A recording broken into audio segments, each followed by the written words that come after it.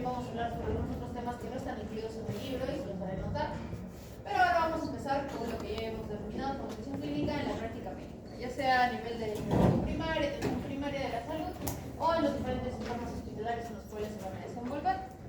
Antes de ello, y como ya he estado preparando estas dos fases, me gustaría que pudiéramos conversar un poco, solo 5 minutos, sobre qué se les ocurre, cómo sería la intervención de un médico de manera nutricional en un entorno donde en muchos casos vamos a contar con un nutricionista. ¿Cuál sería el rol del médico?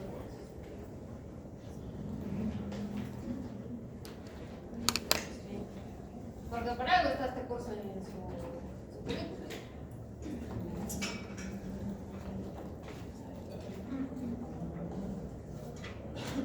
Es el problema de hablar todos los artículos y decir la importancia de la nutrición clínica del ChatGPT o del DeepSeek y no entender la verdadera trascendencia del tema.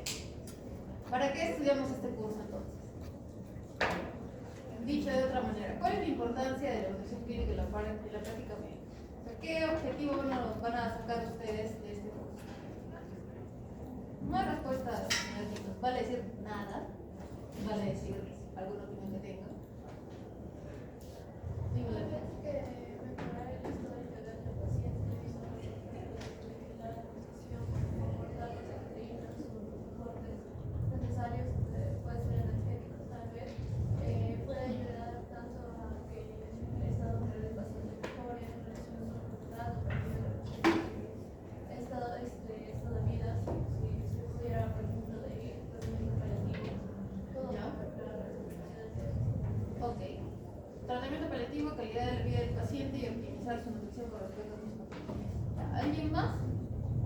Tal vez nos permite estar más atentos ante los pacientes y, por ejemplo, por lo último que hemos hecho, lo de los tamizajes del screening, hacerlos pues oportunamente, ¿no? Y no esperar a que nuestro paciente se complique, y eso llevaría pues a la compañía, ¿no? Que mejore el pronóstico del paciente. Ok. Prevenir para que el paciente pueda tener un mejor desarrollo intradirecto hospitalario. ¿Alguien más? Mejorar estilos de vida, porque muchas personas se rodean y cómo comer, cómo ayudar a los Prevención primaria. O sea, cómo nosotros tenemos una intervención con el paciente que puede no estar enfermo, que puede tener una enfermedad que coexista con una estancia en su casa.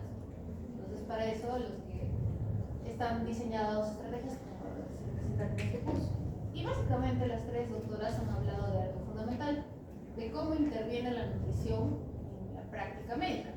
La respuesta es sencilla.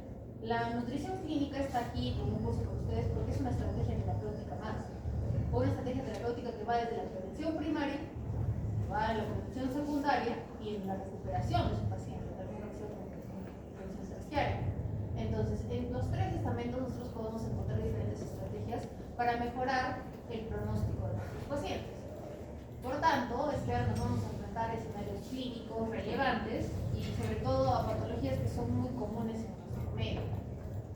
No pierdan eso de vista porque a la larga eso es lo que ustedes van a terminar respondiendo en su práctica diaria. Este curso no lo tiene Cayetano, este curso no lo tiene UPC, pero este curso lo tiene la Universidad Sorbona de París, este curso lo tiene la Universidad del Reino Unido. ¿Por qué? Porque hay estrategias que hablan sobre el enfoque de nutrición de medicina en pregrado, y lo dice la Asociación Europea de Nutriología. Si un médico no sabe cómo intervenir nutricionalmente a su paciente, pues su desarrollo está incompleto. Y es que, además de que nosotros realizamos nutriciones avanzadas, tenemos que fomentar, como dice su compañera, ¿okay? Entonces, no pierdan de vista que todo lo que nosotros desarrollemos tiene ese objetivo. Y ustedes, al final de este curso, tienen que estar en la capacidad de responder esas preguntas. Entonces, empezamos con nuevamente todas las fases, hablando del metabolismo y del tema que ha ocupado todas las fases de nuestro desarrollo, principalmente las operaciones del metabolismo de los glúcidos, como la gluconeogénesis. Recordemos un poco de la fisiología y la fisiopatología. La glucosa, de la cual hemos hablado ampliamente, y también la insulina. Estos dos compuestos están en un equilibrio interesante, una homeostasis en nuestro cuerpo, pero también hay estados de resistencia a la insulina. Para poder mantener la homeostasis tenemos que resaltar el rol de los transportadores de glucosa, como glúteo, en especial el glucógeno. Igualmente existen tanto vías anabólicas como catabólicas. Entre las anabólicas, las más importantes, y en las catabólicas hay que decir que en esta homeostasis generalmente están inhibidas. En estados de resistencia a la insulina existe sobre todo una particularidad en la inhibición del IRS1 y también el aumento de las salinas de fosforilación, cuales van a llevar a un estado de resistencia a la insulina. Entonces, reconocemos también que tenemos diferentes sustancias que van a tener diferentes acciones y van a llevarse con alteraciones en el estado de obesidad. La leptina, por tanto, es aquella hormona que puede llegar a inhibir el apetito y que van a activar la oxidación lipídica. Lo que va a llevar a la obesidad es que hay una resistencia a esta hormona, por lo cual no vamos a tener los efectos deseados como inhibir el apetito. La adiponectina, que es otra de las hormonas, va a estar sensible. Normalmente tiene una sensibilidad a la insulina y por tanto también tiene propiedades antiinflamatorias. En la obesidad, la adiponectina se encuentra disminuida. Otros factores proinflamatorios como el factor de necrosis tumoral alfa y la interleucina 6 van a inducir la inflamación y están aumentadas en este estado de obesidad. Finalmente, la resistina, que estimula la gluconeogénesis, está elevada en el estado de obesidad. Entonces, en conclusión, tenemos menor apetito, o sea, mayor sensación de apetito, menor inhibición de este apetito, mayores vías que buscan el anabolismo como la gluconeogénesis, inflamación, resistencias y sobre todo la desensibilización. Existen diferentes metabolitos que están en nuestro cuerpo que aparecen en el estado de obesidad como el LPS y el SCFA, que van a modificar tanto la permeabilidad intestinal, tendrá entonces un medio proinflamatorio, hay una menor sensibilidad a insulina. Y esto a su vez perpetúa la estancia de estos metabolitos que a su vez van a generar un círculo vicioso en el estado de obesidad. Fisiopatológicamente hablando, también es importante resaltar que no solamente la obesidad es una enfermedad que afecta al propio paciente. Si hablamos de una gestante embarazada, hay una programación metabólica y epigenética. En diferentes contextos, sobre todo de desnutrición o sobrealimentación, esto puede predisponer a la obesidad mediante diferentes vías. Los cambios de la metilación del ADN, la expresión de los microRNAs que regulan tanto la vía mTOR como la vía MP cíclico, el MPK y las alteraciones en genes presentados allí. Entonces, todo esto va a desencadenar que nuestro paciente tenga no solamente una predisposición genética, sino una alteración a nivel fetal con respecto a cómo se desarrolla este feto en los beneficios de la gestación. Por tanto, el problema de la obesidad no es simplemente cómo atacamos a niños obesos o cómo atacamos a hombres o mujeres adultos obesos, sino cómo vemos la prospección en diferentes líneas. Una gestante embarazada tiene obesa tiene mayor predisposición a generar niños obesos. Y así el problema se sigue perpetuamente internacionalmente. Por tanto, es necesario atacar en diferentes escenarios, en diferentes contextos, por lo cual se configura como un problema de salud pública. La obesidad, por diagnóstico clínico y nutricional, tiene diferentes definiciones. Entonces, como IMC, todos lo manejamos ya en la actualidad, que aquel paciente que tiene un IMC mayor de 30 kilogramos por metro cuadrado tiene un diagnóstico de obesidad.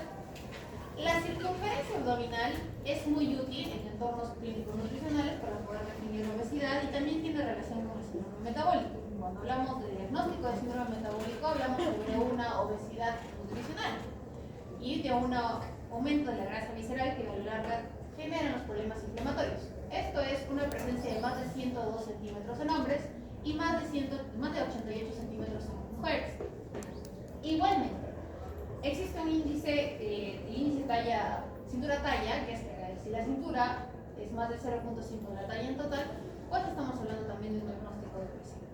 No perdamos esto de vista porque el IMC deja de ser un factor útil cuando, por ejemplo, tenemos halterofílicos que tienen un IMC más de 30, pero que tienen un mayor porcentaje de grasa magra. Igualmente, mujeres que pueden no tener gran peso corporal, pero cuya circunferencia abdominal es bastante prominente, tienen una estatura baja, figura también en el diagnóstico de obesidad.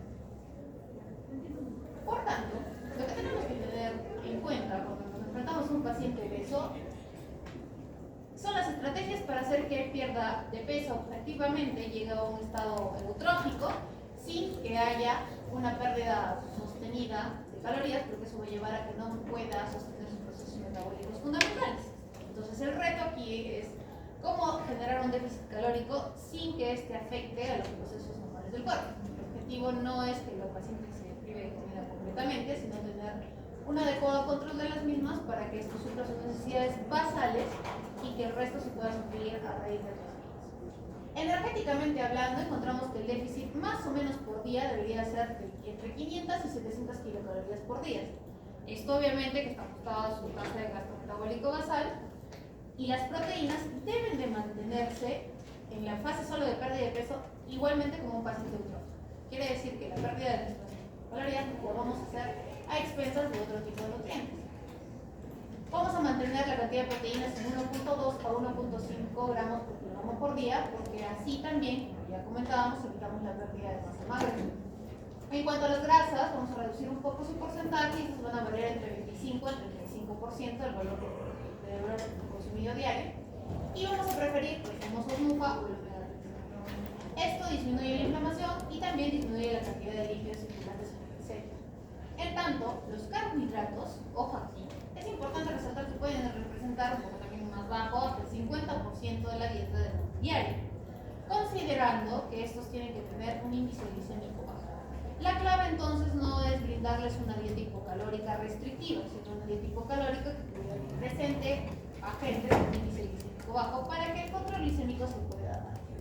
Finalmente, y este es un rol importante, hay que destacar que el consumo de fibra tiene que superar los 25 gramos por día para que pueda tener una mejoría en la sensibilidad insulínica, como ya comentábamos. Entonces, a través de las diferentes estrategias, volvemos a nuestros macronutrientes, también elementos terapéuticos, para que podamos optimizar a este paciente que requiere una pérdida de peso. Entonces, ¿qué modelos dietéticos están aprobados, que se han visto que tienen efectos sobre la obesidad, más allá de sobre la dieta keto, de la dieta intermitente, de la restricción sin ningún patrón específico? Pues la dieta mediterránea.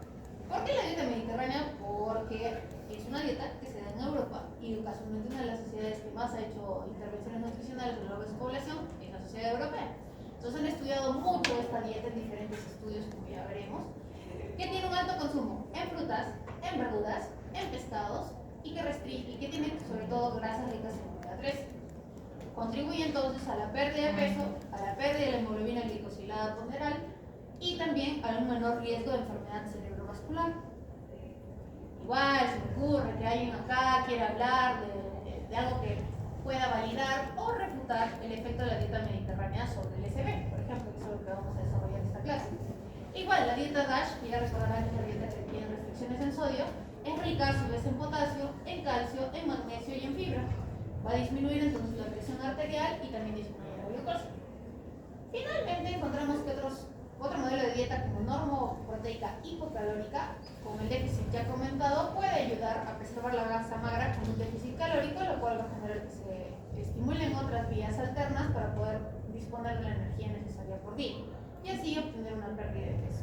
Entonces, si podemos combinar estas estrategias en un régimen nutricional, obviamente apoyados por los profesionales que puedan diseñar una dieta para 15 días, por ejemplo, sí podemos tener resultados obvios. Y se me ocurre que alguien en algún momento de su internado puede tener la brillante idea de intervenir esto en los pacientes en lugar de solo poner índice de ansiedad y depresión en interna medicina del año 2029 en el hospital Rodríguez. Por tanto, ya hablando de la obesidad, que es un gran problema, las actividades del día de hoy están íntimamente relacionadas. Por eso es que las he colocado juntas a pesar de que no están en capítulos sucesivos en el libro. Hablamos de diabetes mellitus porque es una consecuencia básicamente lógica de esta resistencia a la insulina que puede conllevar a la enfermedad, fenotípicamente es lo que más se puede asociar a un paciente obeso. Los criterios de la ADA de 2025, que como conocerán, la ADA es la Asociación Americana de Diabetes, que tan lindos ellos sacan una guía cada año para actualizar sus criterios, tanto diagnósticos como terapéuticos sobre diabetes, nos habla de algunos aspectos importantes a destacar. No han variado los criterios diagnósticos, pero sí hay unos puntos importantes que ya están establecidos. El valor principal para establecer el diagnóstico hoy por hoy es el de la hemoglobina glicosilada en más de 6.5. ¿Por qué? Porque en diferentes estados la glucosa puede aumentar y que no necesariamente estén ligados a diabetes, sino a estados hiperglicémicos, por ejemplo la sepsis, que puede llevar a valores intermedios y confundir nuestro diagnóstico. La glucosa en ayuno, por ejemplo, tiene que ser más de 126 cuando este ayuno es de 8 horas. Finalmente también la glucosa de más de 2 horas de tolerancia a la glucosa con una carga de 75 gramos de glucosa pura tiene que ser más 200 para establecer el diagnóstico, o clásicamente aquel paciente que ya tiene síndrome, un fenotipo de paciente diabético con polititis, poliuria, polifagia, que tiene una glucosa más de 200, también se puede indicar como un diagnóstico de diabetes mellitus. Este paciente que nosotros vamos a identificar y que lastimosamente tiene mayor incidencia y prevalencia en nuestro medio con el paso de los años, nos establece que al momento de intervenir nutricionalmente consideremos y demos predilección a los alimentos que tienen un índice glicémico moderado a bajo. ¿Qué quiere decir? Que aquellos que tengan un índice glicémico menor de 55 en la mayoría de los carbohidratos van a ser ideales para brindar a nuestros pacientes. Igualmente, es conveniente que para eliminar la sensación de hambre o esta saciedad precoz que puede existir, esa saciedad no precoz que puede existir, hay que fraccionar estas comidas en cantidad de comidas. En lugar de darles grandes platos que distiendan el estómago, tener ese filtro gástrico, pacientes que pueden tener paredes o alteraciones neurológicas en el aparato intestinal, podemos fraccionar la comida para que sea de manera más efectiva y así evitemos también el famoso tricotril. Los hidratos, la fibra que se debe consumir como parte de los hidratos de carbono tiene que ser entre 25 y 30 gramos, igualmente que los pacientes obesos. Esto debe incluir tanto la fibra soluble como la fibra insoluble. Aquí me detengo un rato y busquemos la diferencia entre una fibra soluble y la fibra insoluble. ¿Alguien tiene alguna idea qué es? Volvemos al mismo concepto de la primera fase de qué es legumbre, qué es cereal, qué es fibra soluble y qué es insoluble. Por ahí asumo que se habrán dado cuenta de su error y dicen, sí, tengo que leer y saber qué rayos es una legumbre, qué es una harina, qué es un cereal, qué es una hortaliza. ¿Qué se puede desarrollar? ¿En qué? Pero no sería hidrosoluble.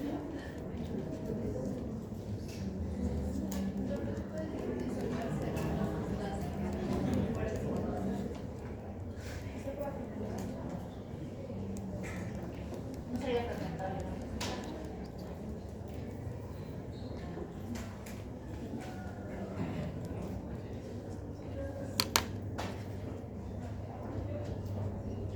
Pero ya todos están googleando. Saquen sus conclusiones. ¿Qué es una fibra soluble y qué es una fibra insoluble?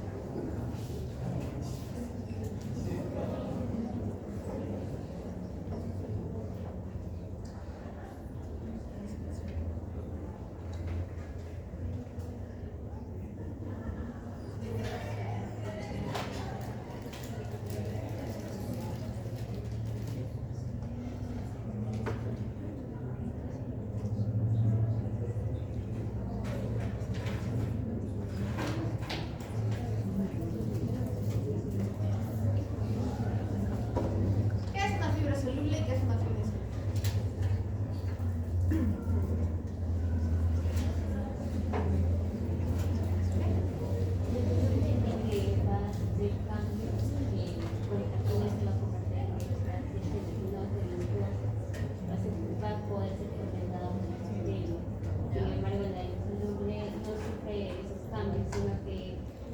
Arrastrar más bien otros tipo de sustancias que van a estar ahí y van a ser efectos prácticamente La solubilidad y la insolubilidad son nombres que se le brindan para un conjunto de características. Entre ellas está la capacidad de disolverse o de juntarse a otras sustancias, lo cual lo vuelve químicamente soluble, pero también su capacidad de ser fermentado. Entonces, al ser fermentado, por esas solubles del microbioma puede generar, como ya comentábamos, ciertos tipos de cosas. Por eso es tan útil que los pacientes diabéticos y obesos puedan recibir tanto fibra soluble como fibra insoluble. En el mercado existen fibras insolubles como parte de las cáscaras, celulosa pura que no se van a absorber en nuestro cuerpo, ya que las que sí tienen una capacidad de solubilidad que vienen generalmente en productos, frutas y verduras, pero también en productos estandarizados para apoyar este tipo de dietas. Existe fibra soluble en el mercado que se puede consumir en un gramaje más o menos ya tiene 5 gramos para así poder suplementar esto en nuestros pacientes. Entonces, ¿es posible contribuirlo? Sí. ¿Hay una estrategia terapéutica? Sí. ¿Listo? La fibra soluble no solo contribuye por el efecto que tiene el fermentador, más que el fermentador de la solubilidad, para poder regular el tracto gastrointestinal y lo que es el estreñimiento funcional, sin generar el efecto osmótico de una fibra insoluble, como por ejemplo el solvado de trigo, que es glucosa pura, versus una fibra soluble como las fibras A. Tienen un efecto único diferente. Entonces no vamos a tener los mismos productos en un paciente con el uso de una u otra. ¿Ya? Ahí radica la diferencia, además de lo que podemos llegar a conseguir con efecto terapéutico, que es la génesis de los ácidos grasos de cadena activa. Igualmente hay que hacer intercambio de carbohidratos. Generalmente un intercambio de estos carbohidratos nos va a dar beneficios. Entonces, hay diferentes efectos en algunos alimentos, como el ácido alfa-lipoico, que va a aumentar la captación muscular de la glucosa, y esto lo vamos a poder encontrar tanto en el brócoli como en la espinaca. También en la canela vamos a tener, como especie natural, una mayor posibilidad para aumentar la sensibilidad insulínica, aunque este efecto es controversial en algunos estudios. Las antocianinas presentes en los frutos rojos disminuyen el estrés oxidativo y también nos brindan una mayor protección endotelial. Finalmente, los oligoelementos como el zinc, el magnesio y el plomo nos pueden, como son cofactores importantes, los encontramos en las legumbres y en las semillas. Esto nos puede ser el nutricionalmente hablando, entonces, se hicieron diferentes estudios con pacientes diabéticos para poder ver qué tipo de intervención podría generar mayor impacto en este paciente. Entonces, el estudio de IPP habla sobre una dieta que tiene un consumo moderado, sobre todo de las fibras y de los aminoácidos, y habla sobre una disminución del 58% de la incidencia de diabetes mellitus 2.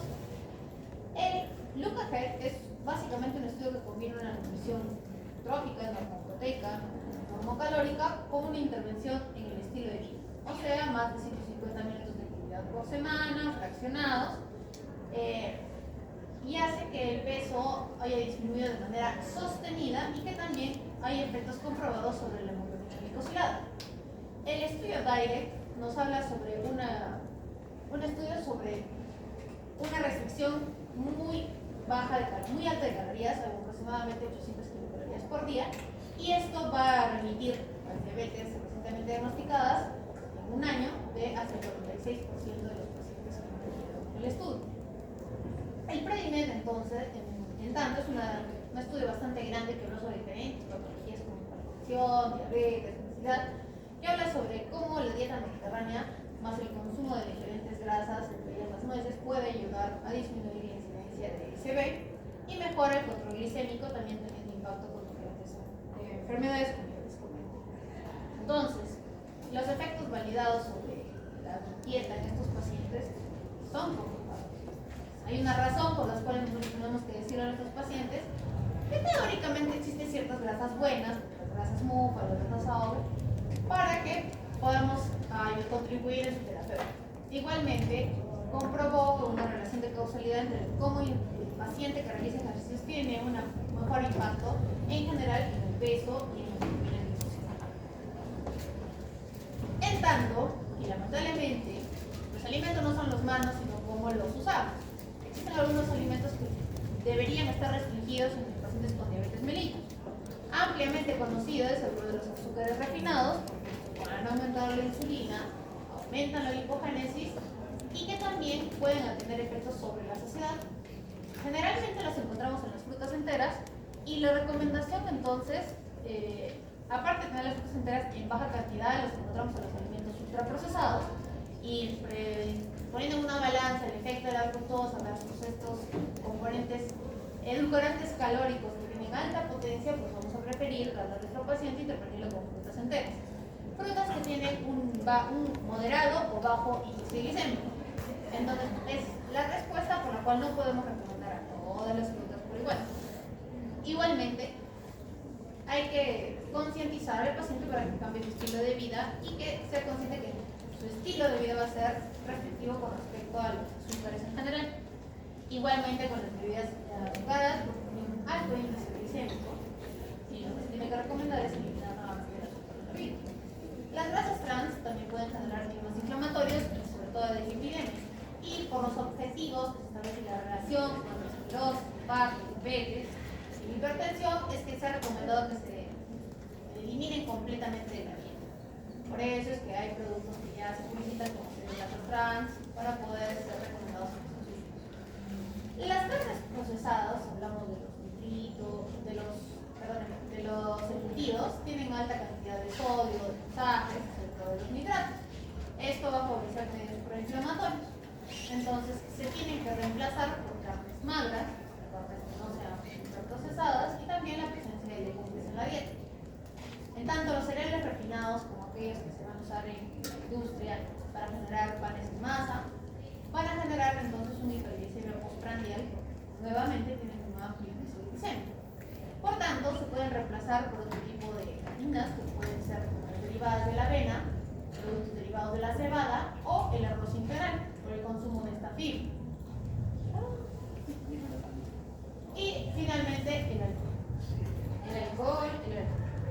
Como nos da un riesgo de hipoglicemia y de disfunción hepática, tiene que tener una abstinencia o una moderación estricta, dependiendo del medio en que se desenvuelva. Si lamentablemente el paciente vive en Italia, pues no podemos hacer nada. Hay que moderarlo de manera estricta, controlarlo, pero la recomendación es abstenerse del alcohol por el tipo de metabolismo que tiene. En el mercado existen diferentes productos. Ya que les he colocado dos de ellos, dos grandes marcas. No me publicitan, no es el nombre, pero vean que existen diferentes presentaciones. Desde el polvo, que se puede usar como un suplemento para pacientes que tienen estados de déficit en general, pero son de usos hospitalarios. Luego tenemos botellas bebibles que tienen el contenido de un suplemento completo, proteínico, calórico, lipídico, que generalmente tienen carbohidratos con bajo índice glicémico, que tienen proteínas de otro tipo y tienen mayor cantidad de lípidos con respecto a la fórmula que se han diseñado, y que por eso están estructurados para pacientes diabéticos. Además de esto, por ejemplo, ambos productos vienen como nutriente mineral. Entonces, farmacéuticamente encontramos productos de uso oral, como estos, y encontramos productos enterales. No quiere decir entonces que ustedes van a ir a su pueblo y le van a poner esto a la abuelita y lo van a colocar con sus ojos. No sería lo correcto, ¿listo? Pero son cosas que se pueden dar dentro del tiempo. Farmacológicamente hablando, estos son nutrientes poliméricos y son isosmolares. Entonces, son completos, no deberían dar sondas nasoyunales porque son suplementos orales, va a ser más difícil su digestión. Pero son suplementos completos. Estamos hablando que tienen proteínas, lípidos y carbohidratos. En su información adicional de la segunda fase encontrarán la información de estos productos. Entonces podrán evaluar qué tipo de proteínas tiene, cuál es el contenido, si tiene grasas trans, si no tiene grasas trans, cuál es el tipo de carbohidrato que tiene, cuál es la proteína más común que se usa en estos medios, porque no hablamos de que proteína significa proteína, encontramos caseinato, encontramos colágeno, encontramos diferentes tipos de proteínas que se usan en diferentes. Entonces eso podría responder a muchos de sus preguntas. Otro tema relacionado son las coronariopatías, hipertensión, porque potato están muy unidas al síndrome metabólico y sobre todo a la epidemia de diabetes mellitus. En cuanto a las coronariopatías, recordemos que existen factores desencadenantes. La dislipidemia, que es el aumento del LDL con la producción del HDL, la glicación de las proteínas en contextos hiperglicémicos, sobre todo el estrés oxidativo que favorece la oxidación del LDL y la inflamación vascular que va a generar mayores componentes inflamatorios. Todo esto hace que forme una placa de ateroma. La nutrición tiene mucho que ver con la culpable porque las dietas altas en grasas saturadas, azúcares y en sodio lo que provocan es una disfunción en el endotelio. Igualmente, podríamos proteger a nuestros pacientes con dietas que sean ricas en antioxidantes, en fibra y en grasas monoinsaturadas, que tienen el efecto contrario, por así decirlo, al no generar esta disfunción endotelial y de no tener medios proinflamatorios.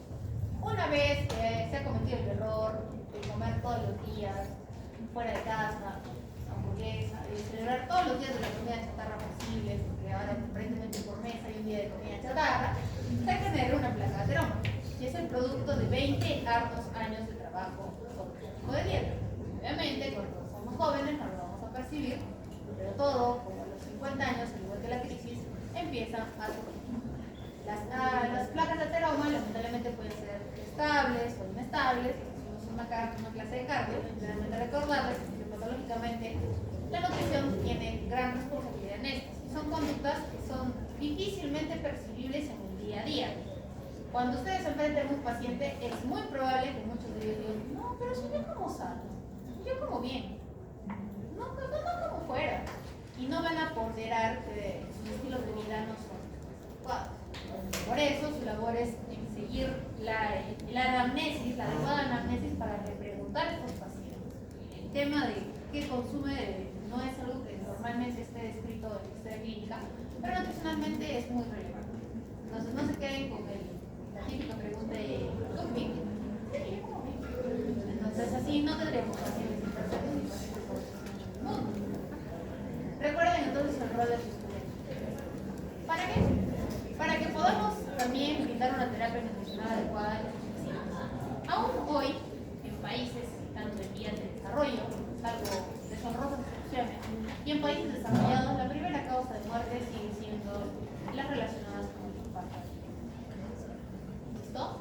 Entonces es un gran problema.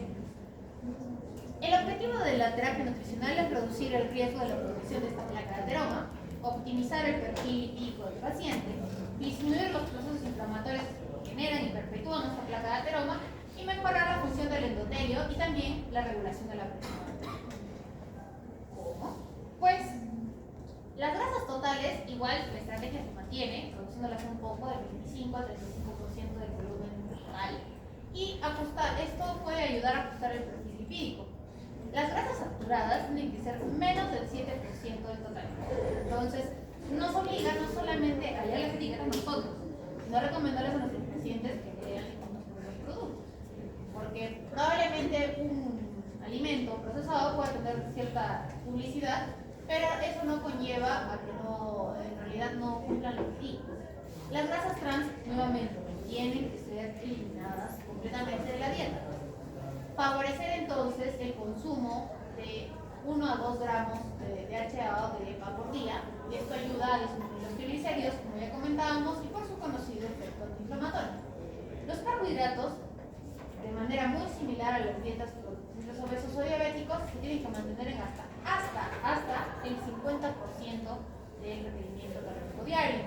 Pero acá hay que preferir los alimentos con bajo índice glicémico. ¿Listo? Esto también va a ayudar a disminuir la glicemia y también mejorar la sensibilidad del insulina. Finalmente, existe una mayor restricción que se da a las proteínas en este tipo de pacientes. Aquellos pacientes coronarios, aquellos que han sufrido un infarto, reducir las proteínas de 0.8 a 1 gramos por kilogramo por día, y también hay que ajustarlos si hay disfunción renal. ¿Por qué? Porque recordemos que ya cuando hay aterosclerosis, probablemente estamos hablando también de una disfunción renal. Y hay que preferir las proteínas de fuentes vegetales. El patrón dietético ideal, nuevamente, obviamente este libro es una referencia más tirada para el hemisferio norte, entonces vamos a hablar mucho de la dieta mediterránea. Maravilloso sería que se desarrolle una estrategia de la PELAMPE, pero seguimos viviendo del brazo de los europeos. Es que la dieta mediterránea está validada por el estudio Predimed, el estudio de Lyon y el de Lyon Diet Heart Study, que son aquellos que tienen un alto contenido en frutas y vegetales y sobre todo en cereales integrales.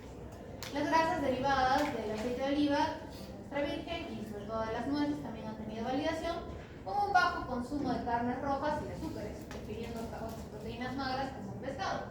Y tiene un aporte relevante de polifenoles, flavonoides y antioxidantes. El famoso efecto de las uvas y sus derivados alcohólicos. Entonces, existe otro tipo de dieta que también está validada para el paciente con coronariopatías, como la dieta por polio, que está enfocada en la disminución de las LDL, sobre todo mediante fitonutrientes, como cuáles, los fitoesteroles como la soya y los frutos secos, y la fibra viscosa como la avena, la cebada, que sobre todo se encuentra en nuestro medio. Preferir proteínas vegetales y sobre todo el consumo de almendras y sus derivados. Son estrategias fácilmente accesibles para nuestros pacientes. ¿Qué nutrientes son claves? Nuevamente, los ácidos grasos omega 3, la fibra soluble, los fitoesteroles, los polifenoles, incluidos el resveratrol, y el potasio y el magnesio. Sobre todo porque estos dos últimos son vasodilatadores y también tienen un efecto directo sobre la presión arterial. ¿Cuáles no van a ser favorables entonces? Nuevamente, las grasas trans, las carnes procesadas, todas las carnes procesadas, no solamente entran los embutidos, sino aquellas que nosotros ahumamos o que sobrecocemos. También están consideradas como carnes procesadas. Azúcares simples y los jarabes, y los productos ultraprocesados en general, por eso tienen su lindo anaquel de pastelería aquí. Y sobre todo el exceso de sal. Es un reto, hoy por hoy, recomendar una dieta hiposódica en nuestros pacientes, sí. Porque si ustedes verifican, incluso en productos que no tienen el aparente sabor salado, encontramos valores altos de sodio. Y si vamos sumando ese pequeño 7%, más 7%, más 7%, más 7%, nos damos cuenta de que supera con creces los 5 gramos de sal que necesitamos al día. En un paciente hipertenso, como veremos más adelante, incluso la restricción es aún más. Entonces, ¿es un reto? Sí. ¿Obliga al paciente a tener un régimen domiciliario en el que él supervise la propia preparación de sus alimentos? Sí. En realidad quiere eliminar muchas medicinas de su día a día. Sí. Pero son hábitos difícilmente modificables por la estructura que tiene hoy por el sociedad, sobre todo una sociedad con una dieta saludable. En cuanto a la hipertensión, entonces, existen diferentes mecanismos, y ya hablamos netamente del efecto del sodio, que tiene una explosión en el volumen intravascular. Aunque el año pasado salió un estudio que comprobó que evaluaba la intervención del sodio sobre la presión arterial en estos pacientes y no encontró diferencias. Sin embargo, no hay un metaanálisis todavía, entonces no podría decir contundentemente que el sodio no tiene. Aún hoy sigue la evidencia sostenida en que sí expande el volumen intravascular. Igualmente, los estados de déficit de potasio, calcio y magnesio generan que el tono vascular aumente, favoreciendo el aumento de la presión arterial. La ingesta baja de fibra también aumenta la resistencia vascular periférica, que altera el gasto cardíaco, altera la presión arterial nuevamente, y la disfunción endotelial que se brinda por la oxidación del LDL y el estrés oxidativo, sobre todo más prevalente cuanto mayor sea nuestro paciente. Todos estos factores pueden ser ampliamente modulados por la dieta. Por tanto, es que la hipertensión, al ser una de las enfermedades crónicas no transmisibles y prevalentes, es altamente prevenible en todos los contextos. ¿Qué patrones dietéticos se recomiendan? Nuevamente, hay una dieta diseñada, hiposódica, DASH, que es alta en frutas, vegetales y productos lácteos bajos en grasa. Normalmente es baja en sodio, grasas saturadas y colesterol. Aporta, y esto es importante, por eso es que incluye los lácteos bajos en grasa, el aporte de calcio, de magnesio y de potasio. La reducción estimada de una correcta intervención puede ser en hasta 14 milímetros de mercurio de presión arterial en nuestro paciente.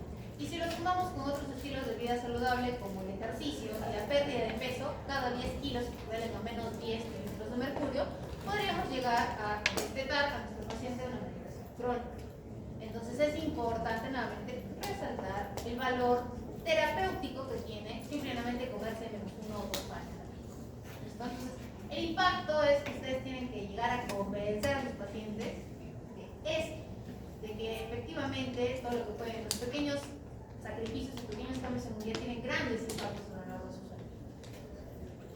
Adicionalmente, en la dieta DASH, el sodio es más restringido, menos de 2.3 gramos al día, y equivale a muy poco consumo de productos ultraprocesados, por ejemplo. El potasio tiene que ser 4.7 gramos al día. El calcio es más o menos entre 1000 y 1200 miligramos al día, que es una alta cantidad de calcio. No se olviden de cuál es el contenido nutricional de los diferentes alimentos, y esto responde a una necesidad de comer productos lácteos todos los días, o sea, derivados directos de la leche, queso, otros productos como el yogur. La fibra tiene que ser más de 30 gramos por día. ¿Listo? Entonces aquí es una diferencia importante. Si atacamos, bueno, si intervenimos terapéuticamente un paciente que es diabético y que es hipertenso a la vez, pues vamos a tener que preferir brindarle un poco más de 30 gramos para que puedan ser efectivos para ambas patologías. Y finalmente, pues la restricción de alcohol, que igual se va a mantener en menos de una unidad alcohólica, que es un equivalente a más o menos 32, una copita de vino, o sea, 32 mililitros de vino, o menos de 2 para los varones. En el paciente hipertenso, entonces, lo primero que tenemos que hacer es reducir los alimentos procesados, porque todos ellos son fuertes fuentes de sodio. Tenemos que priorizar las fuentes vegetales de proteínas, sobre todo las legumbres, presentes en otros lugares como el tofu o de la soya. Hay que implementar brindar una educación alimentaria y el cambio conductual progresivo de nuestros pacientes y combinarlo con actividad física. Más o menos, más de 150 minutos de ejercicio moderado a la semana puede contribuir a esta pérdida de peso que contribuye a la reducción de la presión arterial, que va a estar potenciado con el efecto de vida. Entonces, si nosotros hacemos que nuestro paciente haga ejercicio media hora, 5 veces a la semana, o 1 hora, 3 veces a la semana, podríamos estar contribuyendo efectivamente. Y de aquí, quien haga ejercicio más de 1 hora a la semana, pues qué chévere, porque es muy difícil encontrar en un adulto económicamente activo el tiempo para poder realizar, pero concientizándolo de que es algo productivo para su salud a largo plazo, pues eso resulta ser el mejor negocio que ganar un poco. Finalmente, hablemos entonces de las enfermedades cerebrovasculares y los diferentes trastornos neurológicos. Hay una amplia relación, como ya hemos visto, sobre todo con el SB, como este puede ser prevenido de manera primaria y también con la recuperación de estos pacientes una vez se da. En cuanto a la enfermedad cerebrovascular, recordemos que se da por una aterotrombosis que se puede dar tanto a nivel carotidio como a nivel cerebral. Se puede generar también por una cardioembolia que se puede dar en la fibrilación auricular o estados endocarditis que lanzan émbolos a distancia. Y encontramos también hemorragias intracerebrales por presión arterial no controlada. Igualmente, estados de isquemia global cerebral, como las de hipoxia sostenida o de hipoperfusión sostenida, pueden dar enfermedades cerebrovasculares. Así se desencadena una cascada isquémica famosa que estimula el glutamato, el calcio intracelular, la liberación de radicales libres y finalmente la muerte neuronal. Como han visto, tanto estos dos primeros compuestos están fácilmente identificables dentro de nuestro curso y es por eso que se intervenimos. De manera primaria, como intervenimos nosotros a nuestros pacientes, con los pacientes en riesgo de desarrollar esta enfermedad. En cuanto a la hipertensión, además decir si es una de las causas que puede generarlo, si nosotros disminuimos la presión arterial de manera sostenida con una dieta validada, como la dieta DASH, podemos disminuir el sodio, aumentar el potasio, el magnesio, el calcio y todo, sobre todo también con el consumo saludable de los ácidos grasos monohidratos. En pacientes que tienen dislipidemia, que también son un factor de riesgo, tenemos que eliminar las grasas saturadas y también promover el consumo de fibra soluble para disminuir el LDL. Entonces, así también podríamos intervenir para prevenir la enfermedad cerebrovascular en estos pacientes. Algo curioso es que los pacientes con hiperglicemia simple también pueden estar en un riesgo aumentado por el consumo, sobre todo de los carbohidratos refinados y aquellos alimentos que tienen un índice glicémico elevado. Si nosotros restringimos, eliminamos o reemplazamos, mejor dicho, estos alimentos de la dieta, lo que generamos es una disminución de la hemoglobina glicosilada y con ello disminuimos el riesgo de desarrollar enfermedad cerebrovascular. Finalmente, diferentes productos como los AGEs o aquellos que tienen una oxidación lipídica promueven la inflamación y el objetivo de eliminarlos de la dieta es disminuir la proteína selectiva con los antioxidantes. Por tanto, tenemos que seguir dietas mediterráneas o parecidas a dietas mediterráneas, como comentábamos en la segunda fase, para poder intervenir con dietas mediterráneas o aquellas adaptadas a nuestros entornos, por ejemplo, el consumo de quinoa, el consumo de alimentos regionales. El estudio PREDIMED, como les dije, es muy importante porque ha visto de que se puede disminuir el 46% del riesgo del SB en pacientes que tienen alto riesgo cardiovascular con esta intervención con la dieta mediterránea. El fundamento es que se pueden consumir los famosos productos AOV que tienen relación con las nueces o diferentes frutas y verduras. También el bajo consumo de carnes procesadas y sobre todo los dulces que tienen alto índice glicémico. Y finalmente el consumo de vino tinto de manera moderada. Igualmente, ya como hemos conversado casi hasta el hartazgo, esta dieta mediterránea tiene un rico contenido en polifenoles, como el resveratrol, que van a activar la vía de la NRF2, que van a reducir a su vez el estrés oxidativo a nivel del endotelio, y eso contribuye a disminuir la presión arterial y eso contribuye a disminuir el riesgo de diabetes. Igualmente, la dieta DASH para la hipertensión, incluyendo todos los componentes que eliminan o disminuyen el riesgo de hipertensión arterial, también pueden disminuir el efecto en los eventos isquémicos cerebrales. Después de un evento cardiovascular, igual tenemos que hablar ciertos patrones. Por ejemplo, la disfagia que se presenta en este paciente.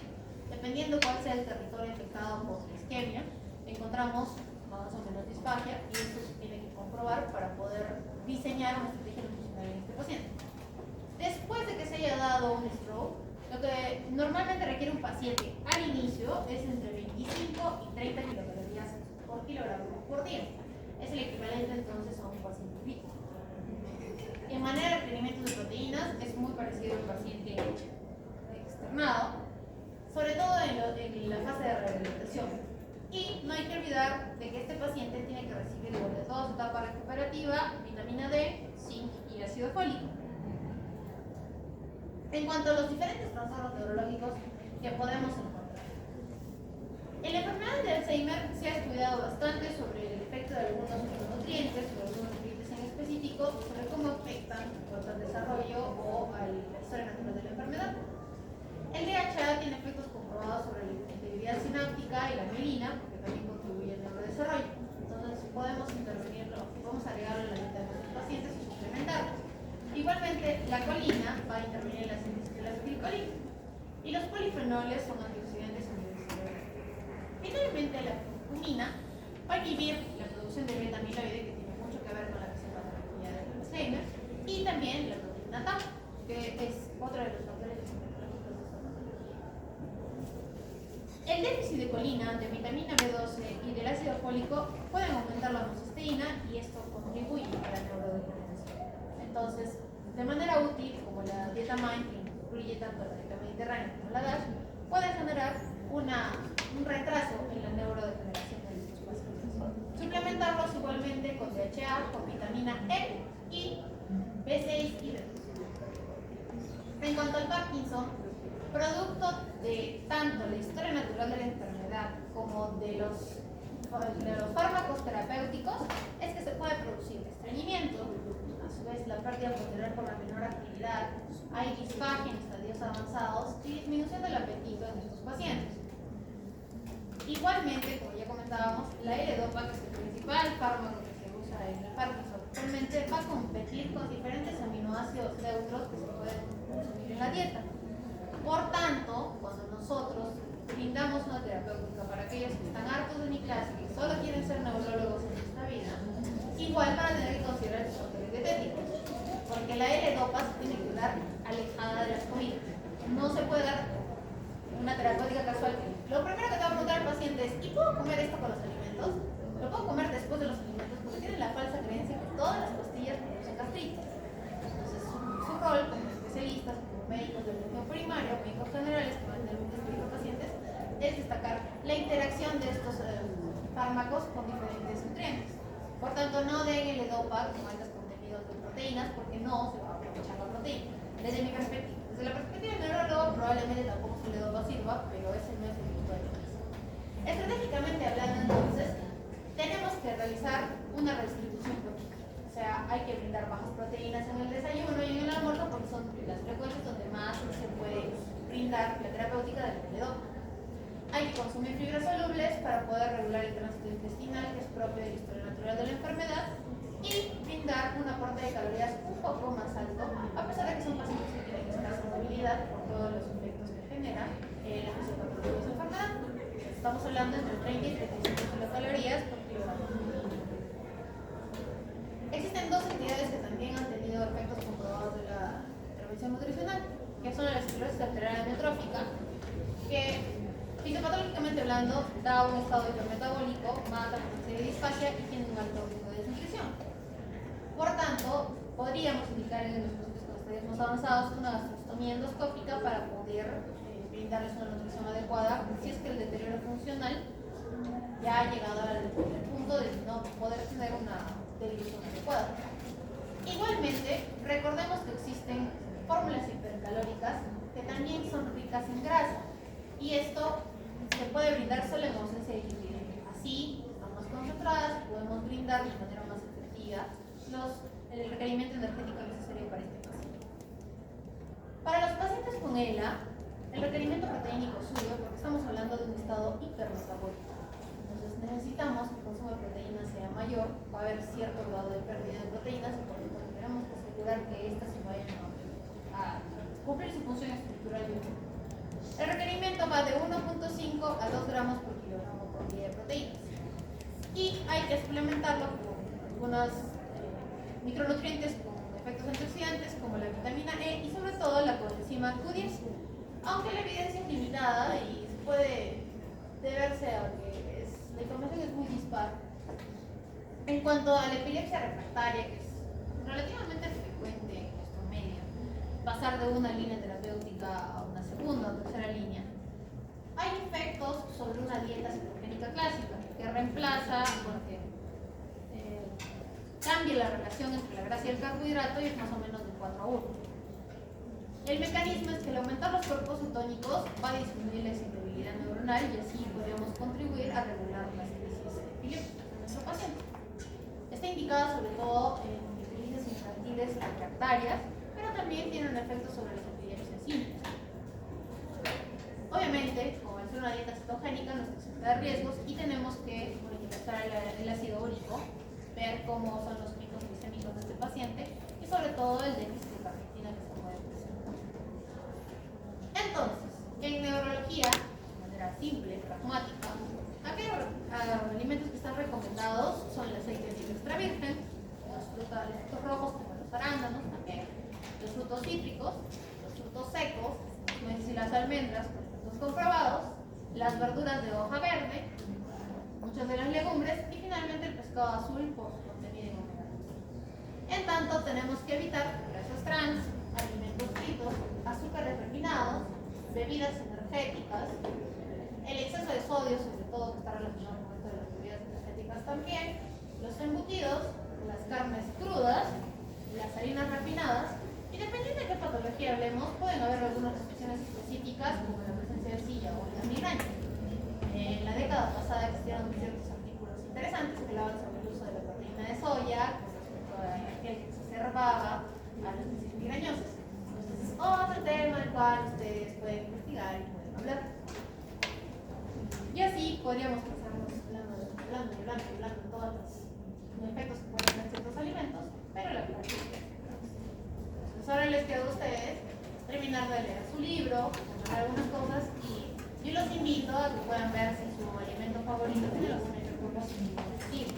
Al final es que fomentar su curiosidad, ver qué efectos tiene el ejemplo C. O la palta. Porque la palta, por ejemplo, es un famoso, está ampliamente recomendado en los obesos.